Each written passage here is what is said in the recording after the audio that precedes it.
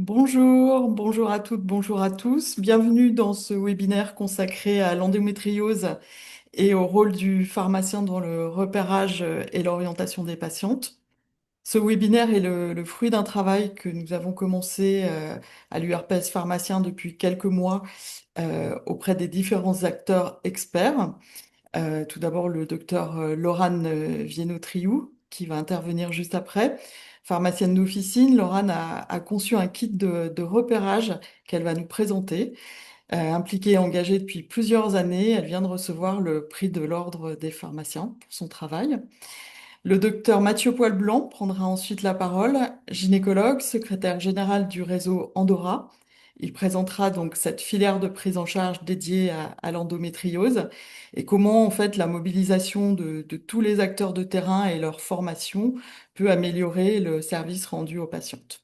Nous réserverons ensuite un temps d'échange dédié à vos questions, donc que vous pourrez poser via le chat. À noter également que ce webinaire est enregistré et qu'il sera disponible en replay si vous souhaitez le visionner de nouveau. Alors, quelques chiffres pour commencer et bien comprendre l'importance du sujet. Donc, on considère qu'il y a à peu près une femme sur 10 en âge de procréer qui est concernée par l'endométriose. Donc, ça représente à peu près 1,5 million à 2,5 millions de femmes en France. Autour de cette pathologie, il y a une errance diagnostique qui est estimée à peu près 7 ans en moyenne. Le diagnostic, on le verra plus tard, n'est pas forcément très simple à poser, avec des symptômes qui ne sont pas très spécifiques et des professionnels pas toujours formés ou sensibilisés à cette pathologie. Donc, il est difficile de repérer les patientes et de les adresser, en fait. C'est pour ça qu'une stratégie nationale a été mise en place par le ministère, donc une stratégie sur 3 ans, de 2022 à 2025, avec des priorités sur la recherche, l'offre de soins via les filières et la formation et l'information de tous. À noter aussi que nous sommes dans la semaine européenne de l'endométriose qui se tient là du 2 au 8 mars. Donc, c'est vous dire l'importance du sujet. Le rôle des pharmaciens. Alors, le rôle des pharmaciens dans l'orientation des patientes, il est important parce que au comptoir, nous sommes souvent sollicités, soit directement en demande spontanée pour soulager des douleurs de règles, soit en renouvellement d'ordonnance lorsqu'il s'agit d'antalgiques ou de renouveler des traitements hormonaux. Donc, bien sûr, c'est plus simple lorsque l'on est formé et informé des prises en charge possibles dans nos secteurs pour adresser les patientes. Et c'est pour ça que l'URPS vous propose ce webinaire aujourd'hui. Next slide, please. Merci, pour mettre en lien les acteurs, les différents acteurs investis dans cette pathologie. En fait, à l'URPS, nous sommes à l'interface du terrain et des structures qui existent. À noter que certaines CPTS ont déjà des parcours endométriose. Donc, ce sont aussi des structures d'exercice coordonnées sur lesquelles on peut s'appuyer pour orienter les patientes et leur donner la meilleure information possible.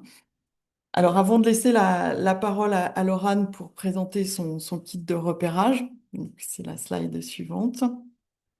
Voilà, juste une petite information pour vous dire qu'il existe plusieurs outils disponibles qui peuvent vous être proposés. Attention, le pharmacien n'a pas vocation à diagnostiquer. On est bien dans un travail de repérage. Le diagnostic, c'est le médecin. Donc, les outils d'aide au diagnostic ne sont pas destinés aux pharmaciens.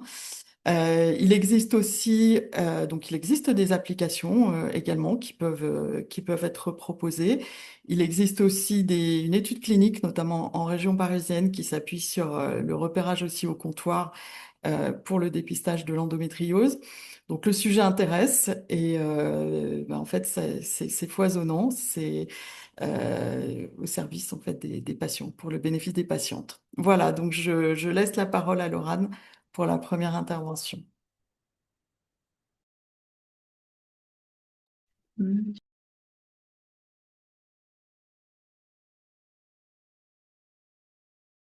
Si tu peux réactiver ton micro, Laurane.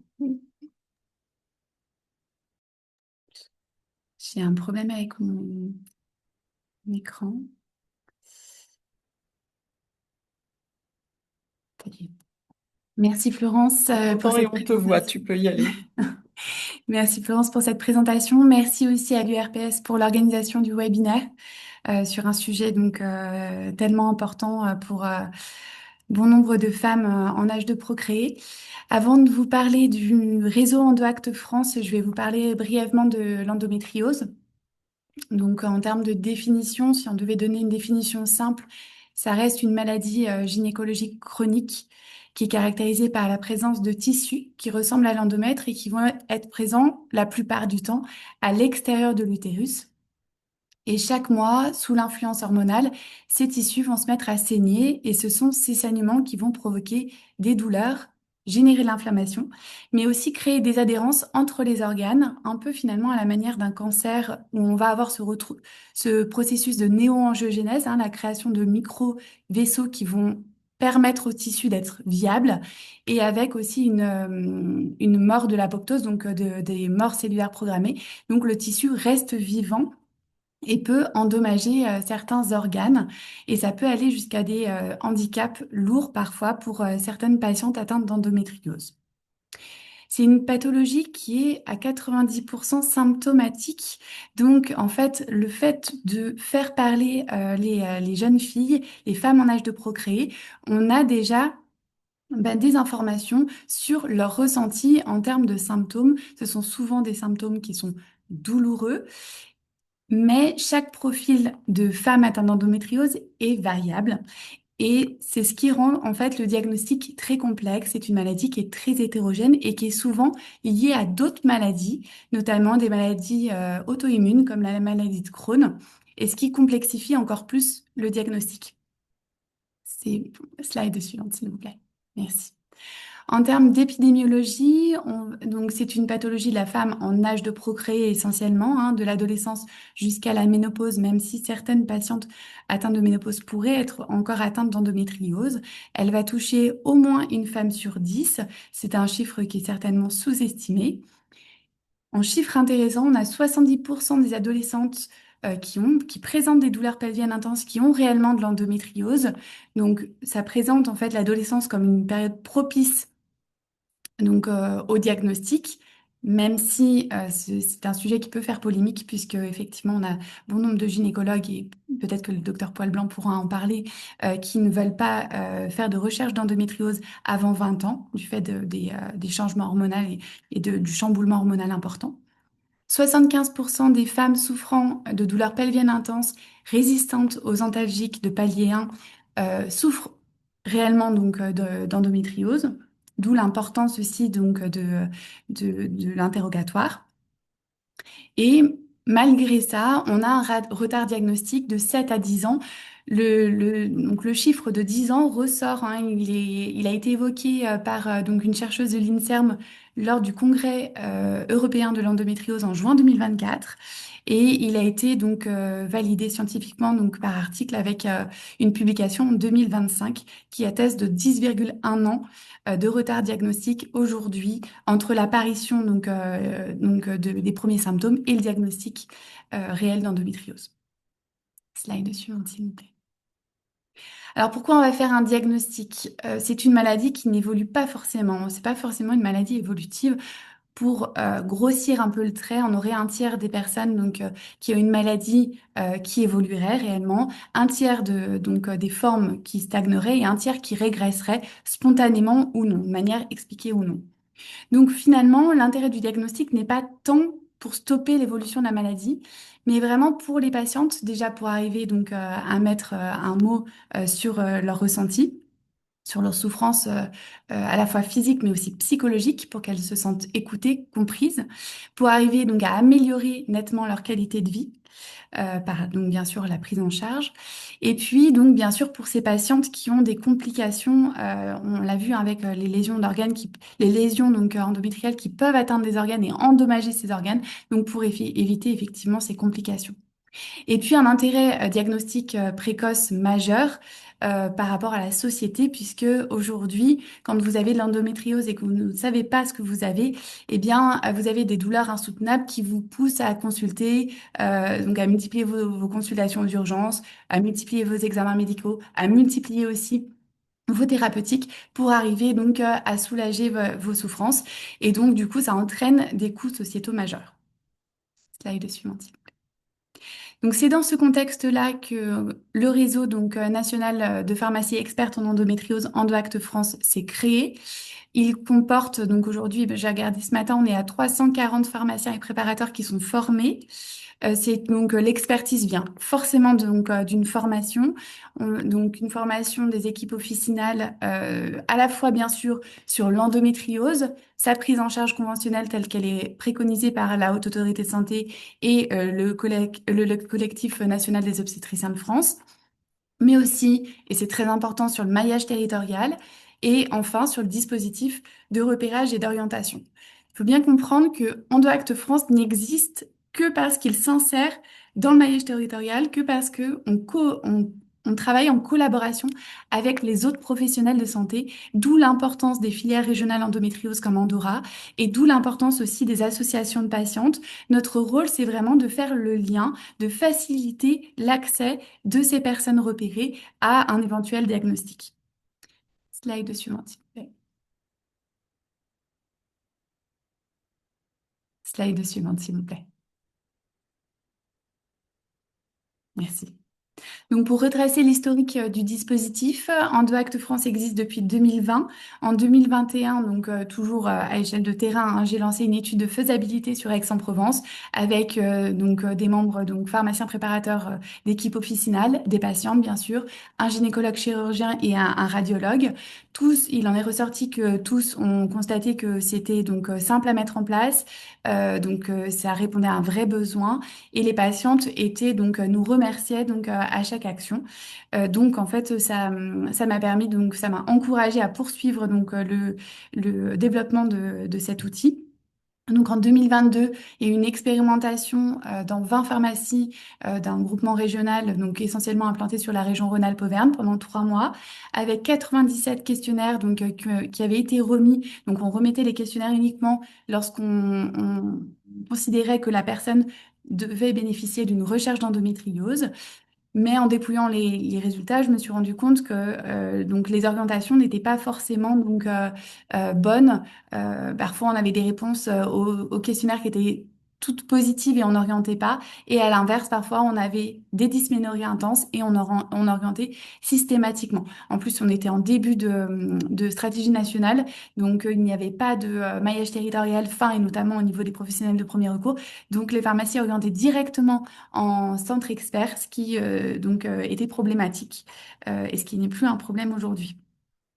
Donc 2023, ça a été l'adaptation du dispositif avec une adaptation de la formation. On est passé de 2 heures à 12 heures de formation et le dispositif donc s'est construit en adéquation avec la stratégie nationale 2022-2025 avec bien sûr cette articulation du maillage territorial pour respecter en fait notre rôle et notre place par rapport aux autres professionnels qui ont déjà donc leur mission largement décrite.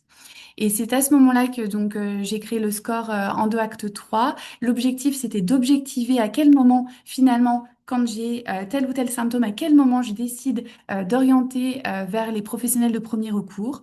Et ça a largement contribué à l'efficacité du projet, puisqu'en 2024, on a reproduit l'expérience fin 2024 avec 18 pharmacies et je vais vous présenter donc les résultats juste après. Mais cette création de score a permis aux équipes d'être beaucoup plus efficaces. 2024 a été centré donc sur la communication, les actions de sensibilisation et de formation au dispositif à travers différentes régions. 2025, ça a été vraiment donc la recherche de partenaires. J'ai multiplié les réunions URPS filières régionales à travers différentes régions de France, mais aussi avec des CPTS. Donc multiplication aussi de la formation des officinaux. Et là, 2026, donc actuellement, le questionnaire de repérage orientation en pharmacie d'officine qui existe depuis 2022 et qui a été adapté, donc qui est actuellement en cours de validation scientifique avec un comité de 12 experts de différentes professions et de différentes régions aussi pour pouvoir avoir une action beaucoup plus homogène sur l'ensemble du territoire. 2026, c'est aussi l'occasion de créer des partenariats avec différentes structures et des expérimentations qui sont à venir sur le premier semestre là, 2026, donc qui arrive. L'objectif du dispositif, l'objectif principal, c'est de faire en sorte d'intégrer cette action de repérage et orientation dans une nouvelle mission, dans les nouvelles missions du pharmacien. Et l'objectif secondaire, mais qui en découle, hein, ça va être donc la reconnaissance législative des équipes officinales, pharmaciens et préparateurs, comme professionnels de santé impactant donc la réduction de l'errance diagnostique et donc qu'on soit officiellement cité dans les textes de loi. Diapositive suivante, s'il vous plaît. Donc, pour vous présenter les résultats de l'expérimentation 2024 sur 18 pharmacies, on a eu donc en seulement un mois 109 patientes qui ont été repérées et orientées. Ça faisait une moyenne de 6 femmes orientées par pharmacie donc sur le premier mois. 72% de ces femmes repérées sortaient de consultation médicale, souvent d'un médecin généraliste. Et le fait de pointer du doigt en fait qu'il y avait une problématique et on renvoyait généralement vers ce même médecin généraliste, à ce moment-là, le médecin généraliste prenait en compte la demande du pharmacien et puis prescrivait des examens d'imagerie pour une recherche d'endométriose. Si on fait un zoom sur 14%, sur 14 patientes qui sont revenues à la pharmacie, on a pu savoir ce qui s'était passé. 100% avaient pris rendez-vous avec le professionnel de premier recours vers qui on les a orientés. 92% avaient reçu un examen d'imagerie ou étaient en cours d'examen d'imagerie et 33% ont été diagnostiqués comme atteints d'endométriose. Et ça, c'est seulement en l'espace de 2 mois après donc, la mise en place de l'action de repérage donc, en pharmacie d'officine. Slide suivante, s'il vous plaît. Donc, bien sûr, je vous parlais de la formation. Donc, cette formation sur 12 heures. Elle est répartie en 3 modules. Le module qui est indispensable pour être pharmacie partenaire en DOAC, c'est le module 1, qui est entièrement pris en charge par l'OPCO-EP et le FIFPL et qui est certifié DPC. Et c'est cette formation-là qui vous donne des bases sur l'endométriose, sur sa prise en charge conventionnelle, sur le maillage territorial et sur le dispositif de repérage et orientation. Et après, pour ceux qui veulent poursuivre et qui sont intéressés par la pathologie, vous n'êtes pas sans savoir qu'il y a aussi une errance post-diagnostic. Une fois que la patiente est diagnostiquée, souvent, donc elle est un peu en errance, que ça soit d'un point de vue donc des professionnels de santé, mais aussi d'un point de vue donc prise en charge médicamenteuse ou complémentaire. Et donc, l'idée, c'est de faire aussi donc un point sur comment à l'officine, on va pouvoir structurer notre intervention pharmaceutique auprès de ces patients diagnostiqués. C'est l'objet du module 2. Donc, on est très centré sur le conventionnel dans le module 2. Et puis, le module 3, ça va être donc justement avec les outils dont nous disposons à l'officine, que ça soit donc la nutrition, la micronutrition, la phytothérapie, l'aromathérapie, comment on va pouvoir optimiser donc la prise en charge médicamenteuse de cette patiente par ces techniques alternatives, mais toujours en veillant à ce qu'il n'y ait pas d'interaction médicamenteuse et en travaillant en coordination avec les autres professionnels de santé. Diapositive suivante. Alors, comment devenir pharmacie partenaire? Donc, je viens de rapidement vous l'expliquer. Donc, suffit de suivre le module 1, qui est un module de 4 heures en classe virtuelle. Vous pouvez vous inscrire directement via le site EndoActe France. Et puis, donc, après la formation, en fait, vous aurez accès à l'ensemble du kit. Bon, je vais vous présenter tout de suite. Ah oui, je passe, pardon. Donc, en fait, donc, le site EndoActe France, vous avez donc sur ce site, vous avez les actions de chaque pharmacie qui sont présentées, surtout le répertoire des pharmacies partenaires. Alors, toutes les pharmacies partenaires ne figurent pas sur le site parce qu'il faut remplir un formulaire d'adhésion pour pouvoir figurer donc sur le site. Mais l'intérêt de ce site, c'est que pour chaque région, donc ici pour la région Aura, vous avez un accès direct à la filière Andorra, ce qui vous permettrait d'avoir accès directement à l'annuaire des professionnels pour vous aider justement donc à faciliter l'orientation. Diapositive. Après, vous avez une vitrophanie, donc vous avez alors c'est pas obligatoire, hein, c'est vraiment donc en fonction de la volonté de chaque officine, mais une vitrophanie qui est à disposition aussi, à votre disposition et que vous pouvez mettre donc sur votre vitrine, qui va permettre donc aux patientes, diapositive suivante, qui va permettre simplement donc aux patients aux patients diagnostiqués de savoir que dans cette pharmacie, vous avez une équipe officinale qui est capable de répondre à des problématiques relatives à l'endométriose et mieux les accompagner et mieux les orienter. Et puis, vous avez aussi ces personnes, ces jeunes filles qui se posent des questions, qui ont entendu parler d'endométriose et que vous allez pouvoir donc interroger pour savoir si vous les orientez ou non pour une recherche d'endométriose. Diapositive suivante. Donc, le dispositif, le principe et le nerf de la guerre, on va dire, dans ce dispositif, c'est de l'intégrer complètement à l'activité de dispensation. Donc, on n'est pas sur un entretien pharmaceutique rémunéré par la sécurité sociale, on est sur une activité de dispensation classique au comptoir. Et en fait, lors de votre dispensation, vous allez intégrer cette méthodologie de repérage-orientation qui va durer 2 minutes 13 et qui va permettre justement d'initier des parcours de soins pour de nombreuses personnes. Diapositive suivante, s'il vous plaît. Donc, le kit EndoActe France, il se donc constitue de 3 parties. La première partie qui est le questionnaire EndoActe 4, donc avec donc qui est en cours de validation, avec justement les questions donc que vous avez à poser et puis donc le score. Le nom, vous renseignez donc simplement, ça se renseigne en moins de 30 secondes, hein, puisqu'en fait c'est des questions que vous posez spontanément au comptoir et ensuite vous sortez donc le document papier en moins de 30 secondes. Donc c'est des cases à cocher et à entourer. Vous remplissez simplement le nom, le prénom de la patiente, sa date et son âge, le contexte dans lequel vous avez donc identifié la patiente, et puis le nom de votre pharmacie. Et vous allez pouvoir donc justement orienter et noter le nom de la personne vers qui vous vous orientez. Vous remettez en même temps une lettre d'information à destination des professionnels de premier recours qui va expliquer ce qu'est le dispositif EndoActe France, qui va aussi rappeler les recommandations HASN-GOV en matière d'examen de diagnostic, première, deuxième, troisième intention, mais aussi en matière de traitement de première et deuxième intention, puisque les professionnels de premier recours ont pour mission de prescrire des traitements en première et deuxième intention simplement. Et puis le troisième volet, donc c'est une leaflet d'information. Cette leaflet d'information peut varier en fonction de la région et je laisserai le docteur Poilblanc présenter aussi leur travail. Et l'idée, c'est d'apporter une information fiable sur ce qu'est l'endométriose pour cette jeune femme repérée. Donc ça peut être, donc ici là c'est un document qui est présent sur le CESFARM donc, et qui explique ce qu'est l'endométriose, mais il existe de nombreux documents qui sont validés et qui peuvent être aussi à la disposition de ces patientes, de ces jeunes femmes en tout cas repérées. Je laisse la parole au docteur Poilman. Merci. Merci Laurane pour cette présentation. Je vous laisse la parole, docteur Poilblanc, pour la filière Andorra. Merci beaucoup. Bonjour à toutes, bonjour à tous. Merci beaucoup, docteur Durup et docteur Vienotriou de ces présentations et puis du travail qu'on a effectué sur les dernières semaines là, pour mettre en place ce webinaire d'information et puis de partage d'expérience sur l'endométriose.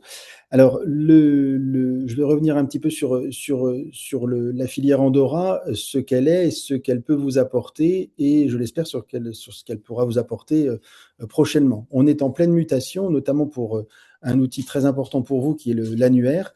On en discutera dans les prochaines slides, mais l'idée phare de ce webinaire, c'est de voir qu'il y a de la demande, il y a des besoins, il y a des outils et il y a un besoin de coordination, comme vous l'avez rappelé, docteur Durup, au départ, sur les actions qu'on mène en région, que ce soit dans la détection au comptoir ou que ce soit dans l'aide qu'on peut vous apporter, nous, en termes de gestion, évidemment, de l'endométriose.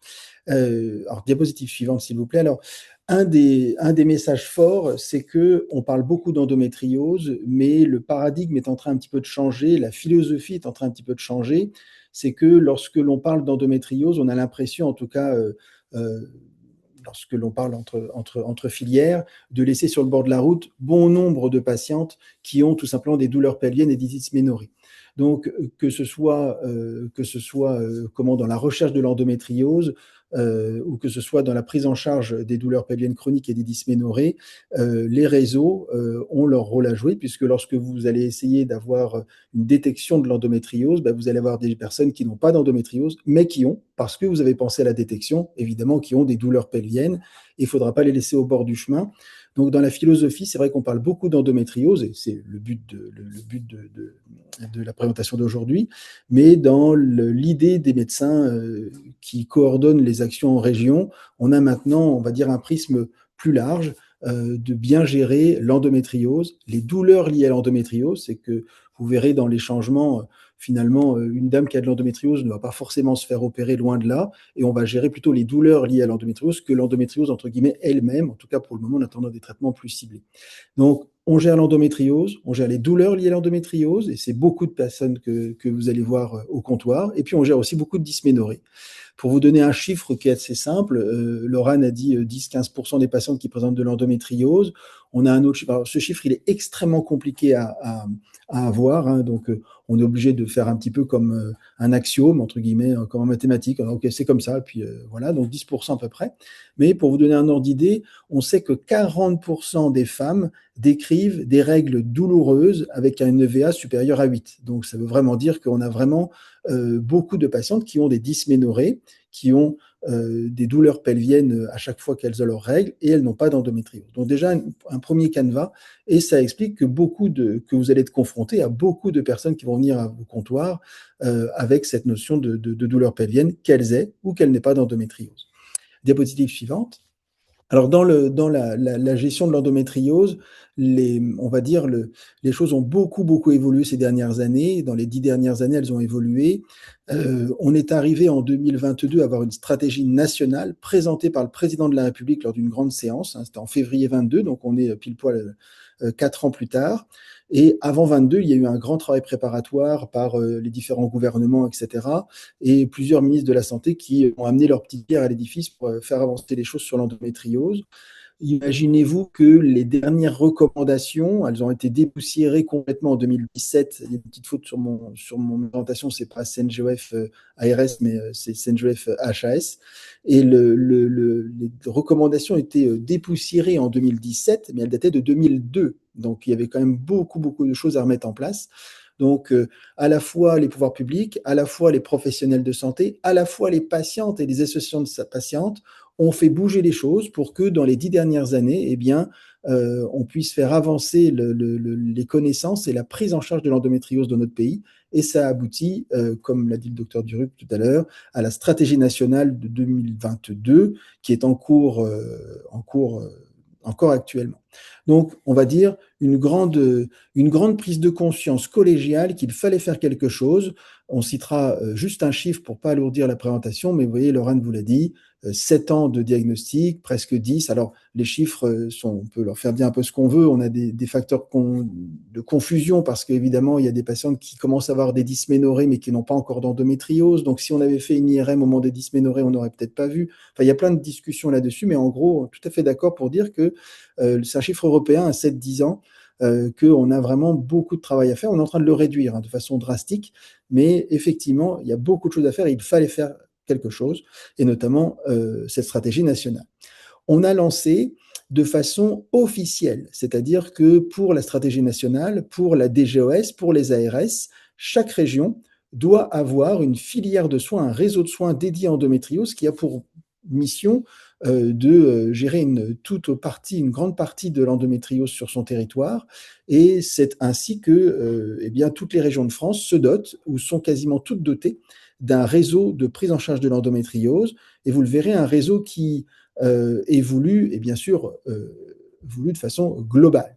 Alors nous, on avait Andorra en 2019, on a été une des filières, pour ne pas dire la filière pionnière à développer la prise en charge de l'endométriose. L'Auvergne-Rhône-Alpes avait été choisi comme région pilote, et on a été effectivement, bon, pas de gloriole, mais on a été la première filière à se constituer grâce à un exemple dont vous avez peut-être entendu parler, qui est l'exemple de Rouen, donc évidemment hors Auvergne-Rhône-Alpes. Rouen, ça a été les premiers, il y a maintenant largement plus de 10 ans, ça a été les premiers, les pionniers clairement, à se dire qu'il fallait travailler ensemble pour l'endométriose, à discuter entre gynécologues, entre radiologues, à faire des réunions de concertation pluridisciplinaire sur l'endométriose. Et bien l'exemple de Rouen a fait boule de neige, a certainement été très facilitant pour on va dire, réfléchir à l'organisation des réseaux en région. Et Andorra donc, a vu le jour en 2019, et en 2021, eh bien, sous l'impulsion de cette stratégie nationale qui était en devenir, mais on savait bien ce qu'il y aurait dedans, eh bien, c'était l'idée d'avoir une seule filière par région. Et donc, vous voyez la petite sémantique d'Andorra pour Rhône-Alpes, qui est devenue Andorra avec AU pour Auvergne-Rhône-Alpes en 2021. Donc ça, c'est Andorra, la filière de prise en charge de l'endométriose en Auvergne-Rhône-Alpes. Vous avez Andobreuse en Bretagne, etc. Donc chaque région est dotée d'une filière. Diapositive suivante. Ces filières, et c'est bien sûr leurs objectifs, c'est d'améliorer la prise en charge des patientes, d'améliorer le parcours des patientes, et c'est très très difficile de le faire. Vous verrez pourquoi. C'est évidemment d'essayer de réduire les délais de consultation, parce que évidemment vous avez le délai diagnostic, et dans ce délai diagnostic de 7-10 ans, il y a aussi le fait d'avoir du mal à voir des professionnels de santé. Je ne vous rappellerai pas que nous avons des numerus clausus qui montent un petit peu maintenant, mais qui étaient extrêmement bas dans les 10 dernières années, et que ça entraîne la pénurie de médecins actuels, et ça accroît évidemment les délais de consultation. Lorsqu'on crée un réseau, on veut absolument que la pertinence et l'efficience de nos soins soient la plus précise possible. On pourrait décliner ce webinaire pendant toute l'après-midi, donc je vais essayer d'être très bref, mais sur l'efficience des soins, il est évident que lorsque vous avez une suspicion d'endométriose, c'est difficile de concevoir que toutes les suspicions d'endométriose vont aller vers un centre expert, parce qu'évidemment, ils vont être embolisés. Donc là, on n'est plus dans l'efficience. Donc quand on crée un réseau, c'est effectivement d'augmenter et d'optimiser la pertinence et l'efficience des soins. C'est de fédérer quelque part pour avoir une harmonisation des pratiques, parce que les choses sont bien claires maintenant, ou de plus en plus claires dans l'endométriose, mais il y a encore quelques années, on se basait sur des recommandations de 2002, évidemment totalement obsolètes. Et puis, et c'est le plus important, c'est de pouvoir se connecter entre les différents niveaux. On va y revenir. Diapositive suivante, s'il vous plaît. Merci. Donc là, je vais aller vite pour vous expliquer la genèse, mais c'est très simple, mais je vous l'explique là pour arriver jusqu'à vous, les pharmaciens. C'est que quand on fait un réseau et qu'on veut se fédérer autour d'une pathologie, comment on a fait dans toutes les régions, on s'est dit, bon, on va commencer par les gens qui, on va dire, connaissent ou sont impliqués, aiment bien l'endométriose, et donc on va essayer d'identifier. Alors les experts, c'est un mot très galvaudé, mal trouvé. Bon, on va le résumer comme ça, mais trouver les experts en région qui on va dire, ont une expérience sur l'endométriose. Donc, on a, nous, comme toutes les régions, on a été la région pilote, donc les autres ont fait un peu comme nous on a fait, mais on s'est dit, bon, où est-ce qu'on les trouve? Et il y avait déjà des groupes constitués qui mettaient en place des RCP, donc ces fameuses réunions de concertation pluridisciplinaire, exactement comme en cancéro. Eh bien, en endométriose, c'est encore plus nécessaire, parce que vraiment, en cancéro, on est en train de vraiment faire du plan personnalisé de soins, mais c'est assez guideline dépendant. En endométriose, le PPS, le plan personnalisé de soins, il est effectivement extrêmement personnalisé, parce que chaque patiente est différente, et que c'est très peu juste un canevas ou un squelette à décliner en permanence. C'est plutôt une réflexion sur chaque patient. Donc, on a trouvé les experts grâce à ceux qui étaient dans les RCP, ceux qui avaient une notoriété évidemment connue dans l'endométriose, et puis on a fait un peu de publicité pour la gestion du réseau, pour la genèse du réseau, pour essayer de faire venir à nous les experts. Donc, première chose pour fédérer un réseau, on regarde les gens qui peuvent effectivement traiter l'endométriose. Diapositive suivante. Ces experts, je l'ai mis là, doivent signer une charte. Encore une fois, je ne voudrais pas alourdir le présentation, mais les experts doivent quand même s'engager à se maintenir dans les connaissances, et on a tous mis en place des chartes, et on va continuer à faire des chartes pour les experts, pour les membres de premier recours, on y reviendra. Diapositive suivante. Une fois qu'on a trouvé ces experts qui sont un petit peu proclamés, avec tout le bémol que vous avez compris dans la sémantique du mot expertise, eh bien, et c'est là où ça devient important et intéressant, c'est que ces experts, il faut savoir les trouver. Donc, dans la région Andorra, on a à peu près 16 centres dits experts, à 10 niveaux, avec des niveaux d'expertise différents. C'est des centres qui sont dits d'expertise ou de ressources. Diapositive suivante. Et vous voyez, là, je vous ai mis la liste des 16 centres experts. C'est assez centré sur les grandes villes. Il y a beaucoup de centres, évidemment, sur Lyon. C'est assez centré sur les grandes villes. Et ces centres experts, eh bien, ce sont là où vont être gérés les RCP, vont être gérés les cas difficiles ou les cas moins difficiles pour certains centres experts. On a cette difficulté que vous avez et que l'on a, et on va y venir juste après dans la diapositive suivante, c'est qu'on a des zones où il n'y a pas d'experts. Vous avez le Cantal, par exemple, où il y a un gynécologue, et encore, je crois que cette gynécologue va partir en retraite dans le Cantal. Donc évidemment, quand on est une pharmacie d'officine, que l'on a fait la détection de l'endométriose, et qu'on se dit, maintenant, qu'est-ce que je fais? Quand on voit la liste là, on se dit, oui, mais moi, je suis bien loin de ces centres experts. Donc, on est en train de réfléchir, c'est pour ça que je vous dis, on pourrait faire un webinaire sur l'après-midi. On est en train de réfléchir comment chaque centre expert peut venir en aide aux professionnels de deuxième recours et aux professionnels de premier niveau, et pour que vous puissiez avoir quand même une vision globale de leur prise en charge. Donc, c'est beaucoup de challenges dans les centres experts, parce que 16 centres experts sur notre région entière, c'est pas suffisant. Il faut avoir ou d'autres centres experts ou d'autres, évidemment, jalons, et je vais y revenir. Diapositive suivante. Et on y arrive. On y arrive, c'est que vous avez des experts qui sont dans des centres, mais vous avez des patientes qui sont chez elles, qui sont à côté de votre pharmacie. Et un des challenges les plus importants de l'ensemble des réseaux français, des réseaux français d'endométriose, c'est d'identifier les acteurs de premier niveau, les acteurs géographiquement proches des patientes. Et c'est un vrai challenge. Diapositive suivante. Ce challenge, il est sur deux niveaux. Il est sur le niveau de pouvoir, au plus proche des patientes, avoir des personnes qui sont capables d'avoir le réflexe endométriose, d'avoir le réflexe dysménorrhée, de détecter, et puis des personnes qui sont capables d'apporter les premières réponses, les premiers traitements. Donc c'est sur deux niveaux. Et diapositive suivante.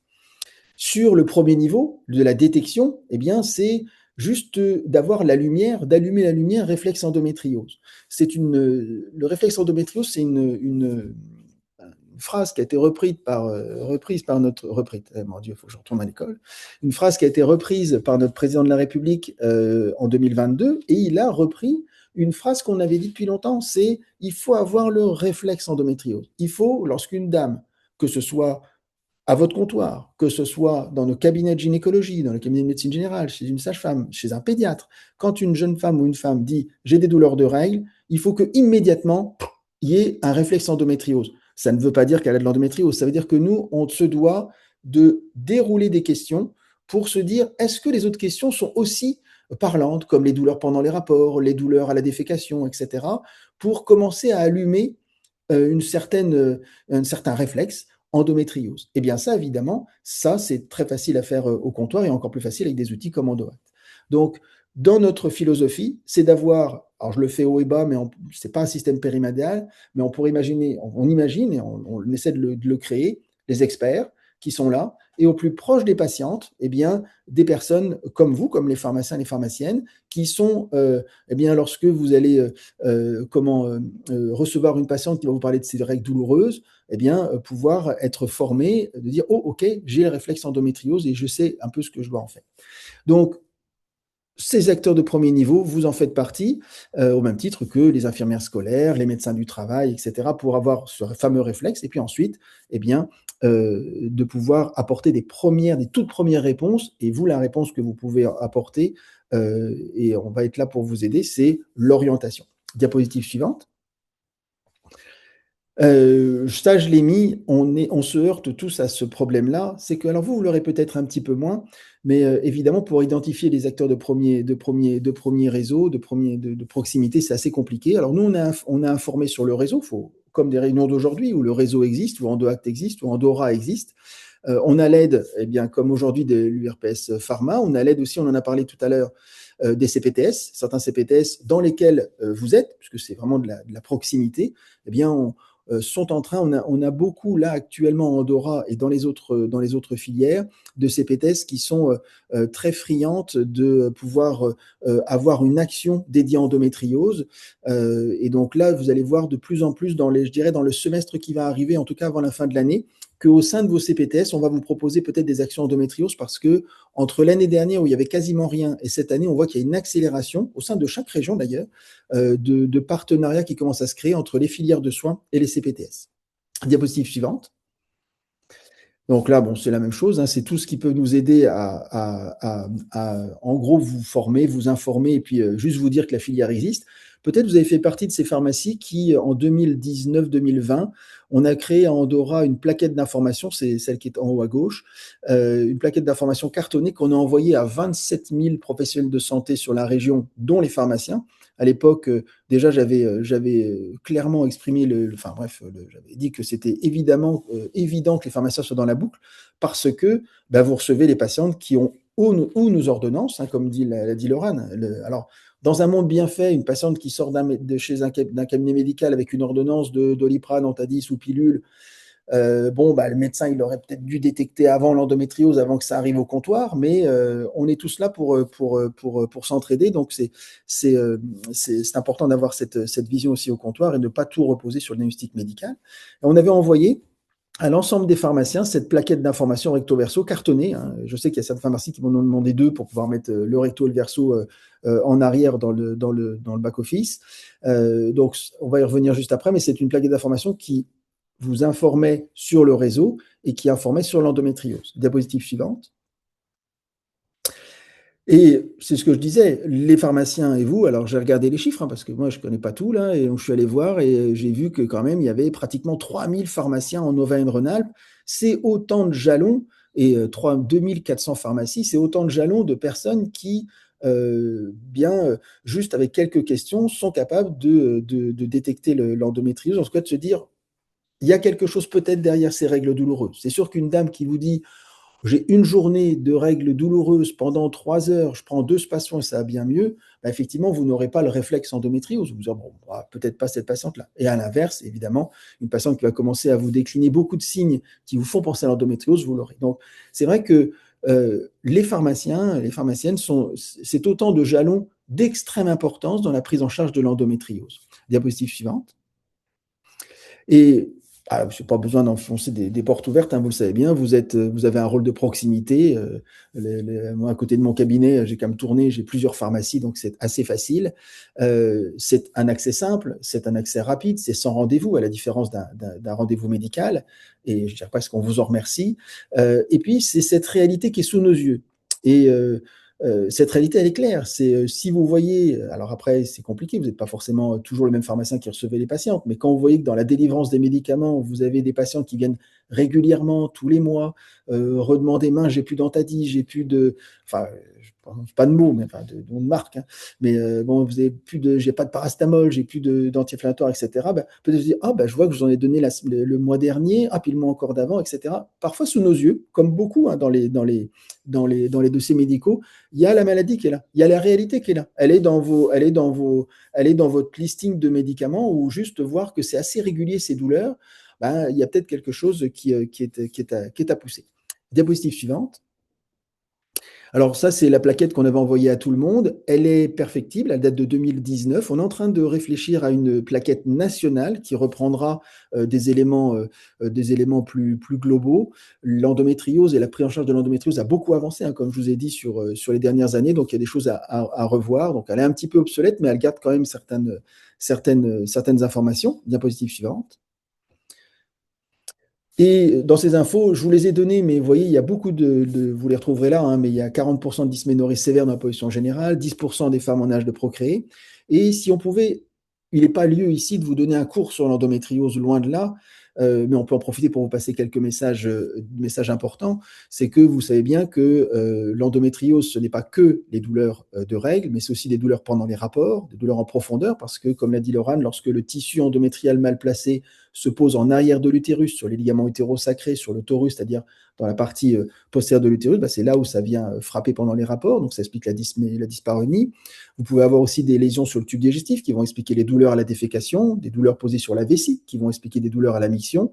Et puis, il ne faut pas penser qu'il n'y a que lorsque l'on a des rapports ou lorsque l'on a des règles que l'on a des douleurs. Dans l'endométriose, par les phénomènes d'inflammation, de fibrose, de sclérose, etc., d'adhérence entre les organes, d'invasion de l'endométriose, qui n'est pas un cancer du tout,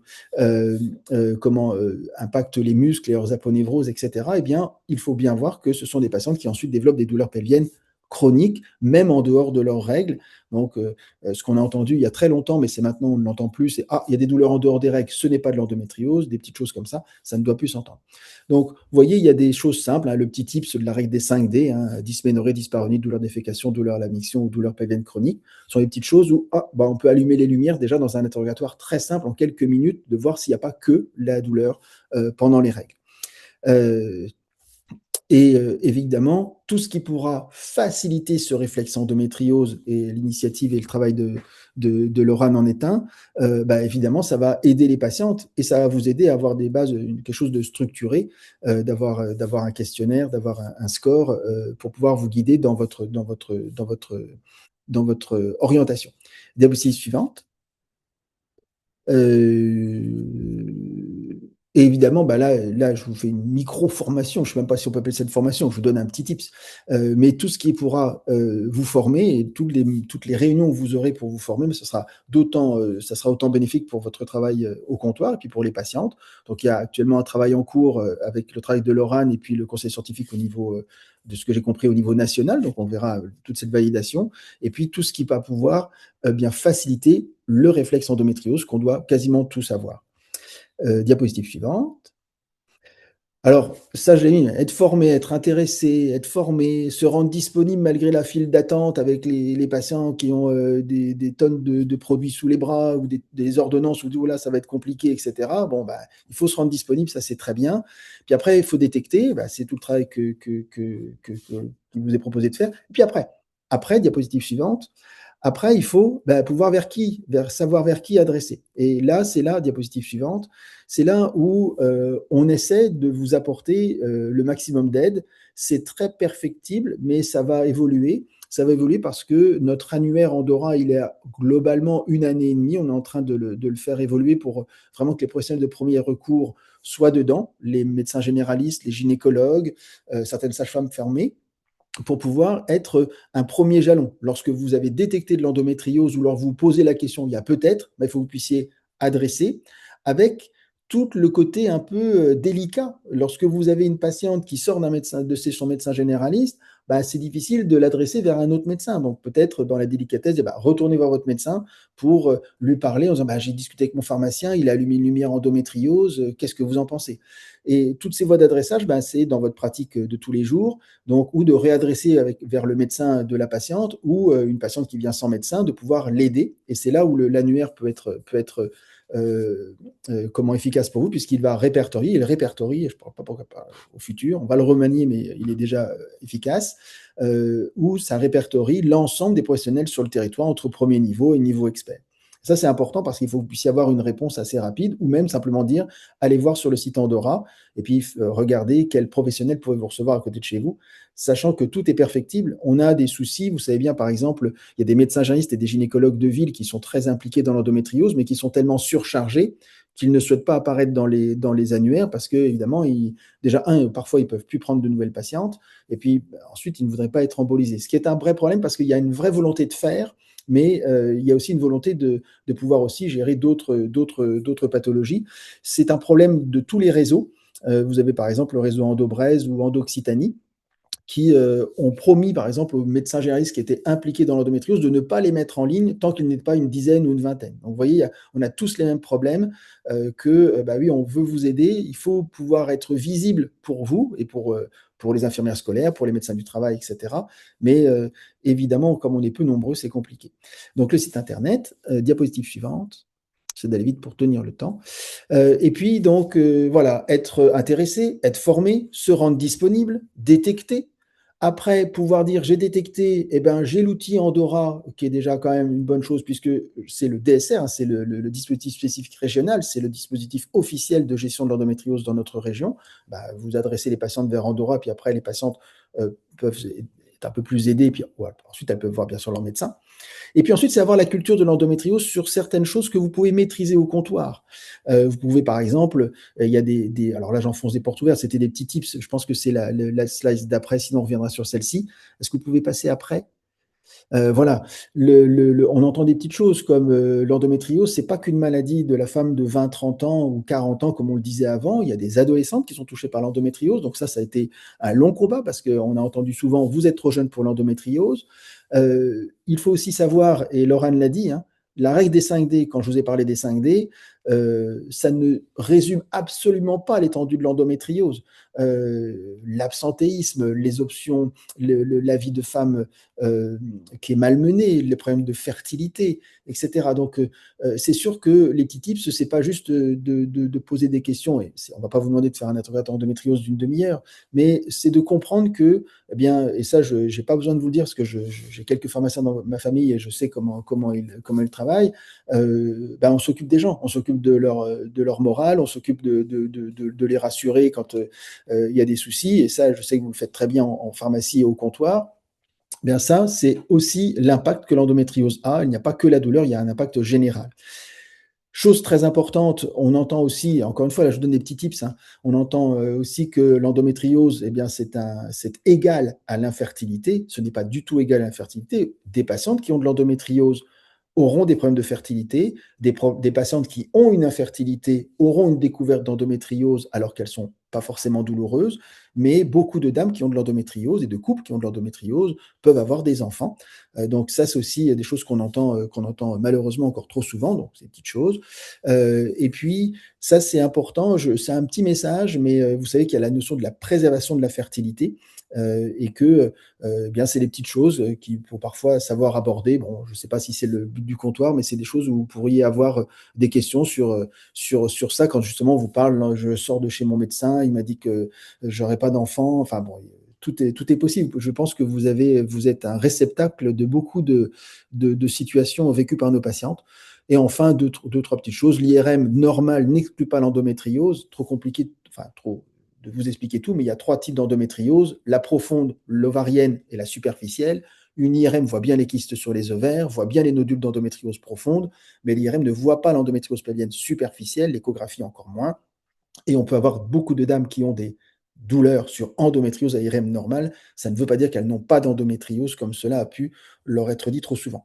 Et puis, deux dernières choses, les traitements s'entendent toujours sur une vision multimodale. Si on pense que, et d'ailleurs ça a été abordé par Laurent tout à l'heure, si on pense que la réponse à l'endométriose, c'est la chirurgie ou le traitement hormonal, on n'a rien compris à l'endométriose. L'endométriose, c'est multimodal, c'est parfois la chirurgie, parfois les traitements médicaux, que ce soit hormonaux ou des traitements des symptômes, les anti-inflammatoires, les antalgiques, c'est des traitements annexes de soins de support qui sont importants, comme la kinésithérapie, comme parfois des séances de respiration, etc. C'est-à-dire que c'est vraiment une vision multimodale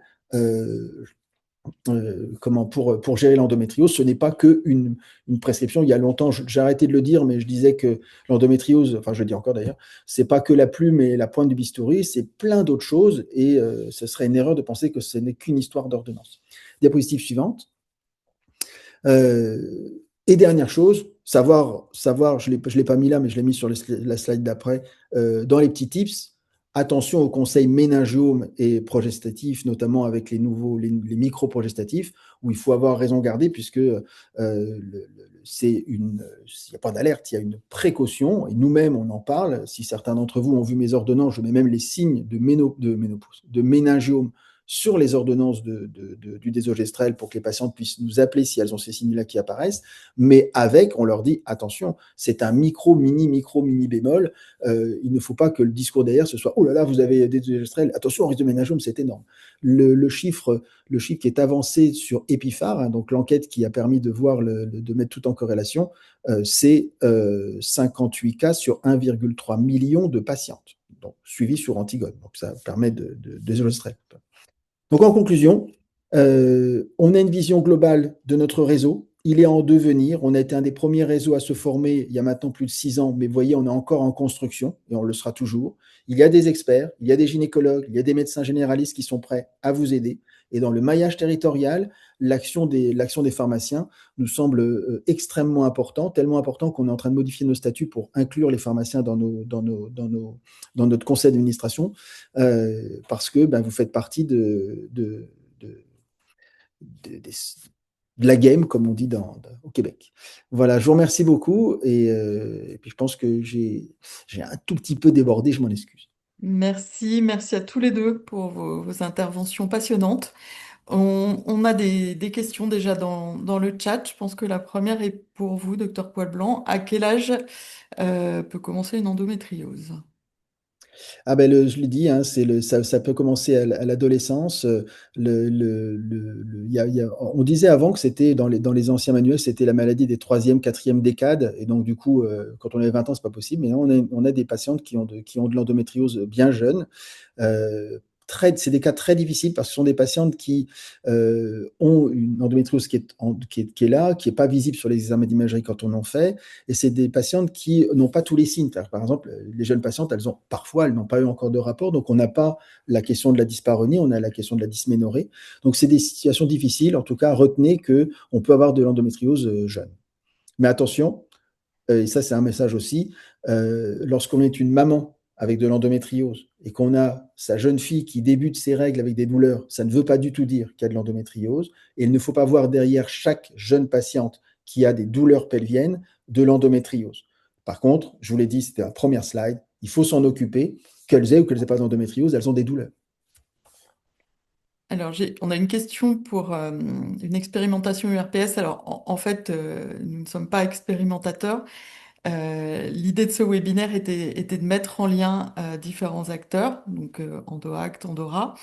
J'ai parlé d'une étude clinique, mais qui était sur la région parisienne. Après, je vais laisser la parole à Laurane. Bien sûr, on peut s'inscrire à sa formation. Oui, pour en fait participer aux expérimentations là, EndoAct, donc les futurs là sur 2026-2027, il faut être formé. Vous ne pouvez pas participer aux expérimentations si vous n'êtes pas formé.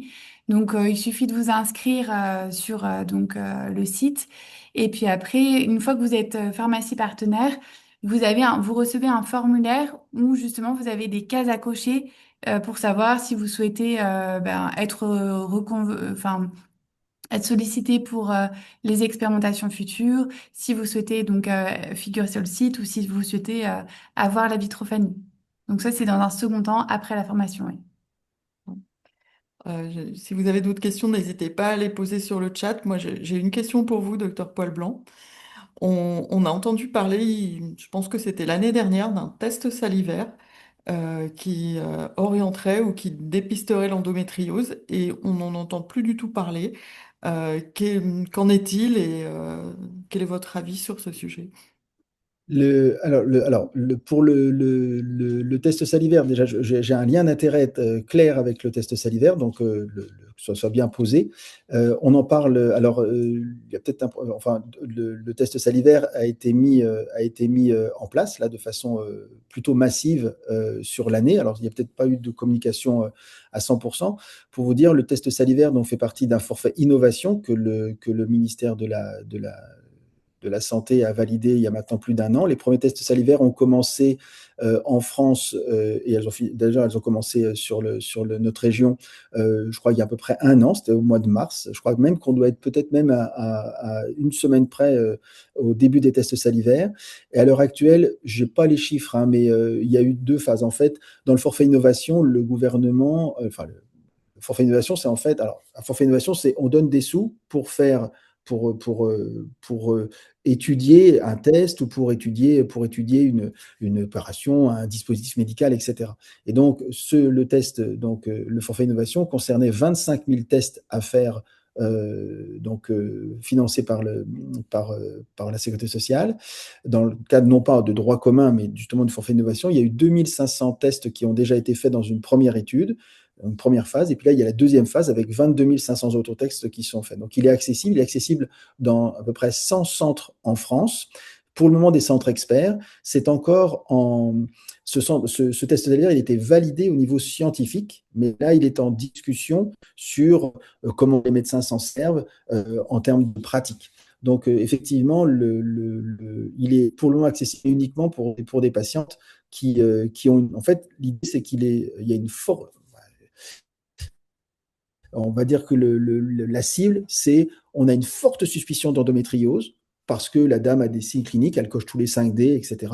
Et puis, elle a une IRM normale. Donc là, on se dit, bon, évidemment, si elle a une IRM anormale, il n'y a pas besoin de faire le test salivaire. Le test salivaire, il s'adresse à des patients qui sont fortement symptomatiques et avec une IRM normale.